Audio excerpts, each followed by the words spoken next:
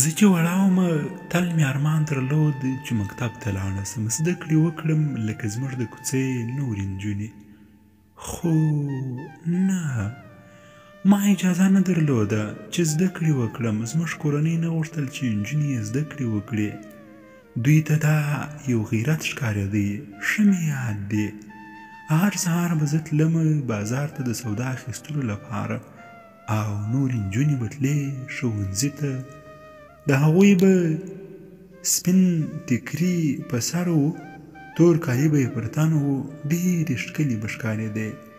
ما به ورته په ارمان کتل، ویل به مې ای کاش زه هم تللی وای، کاش زما پلار هم ماته اجازه راکړې وای. خو هیڅ ګټه یې نه درلوده. هغوی به تللې ښوونځي ته، زه به کور ته راغلم.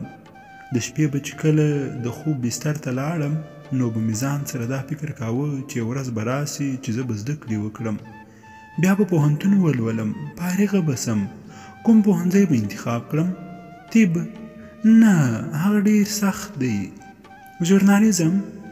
نه، هیڅ کله نه، کورنۍ اجازه نه راکوي.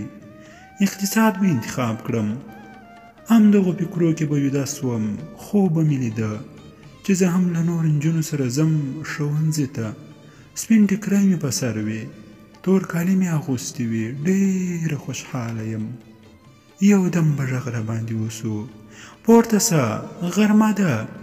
چې سترګې به مې لوڅې کړې، سهار به و. مور به مې راته ویل جګه سه، بازار ته لاړه سه، سودا راوړه. بیا به هغه تکرار ورځ وه، همدې کې مې عمر د 18 کالو سو. یو ورځ یې یو چا ته ورکړم چې له ما نه 20 کاله لوی و. بس هغه زما د زده کړو ارمان د خاورو سره خاورې سو.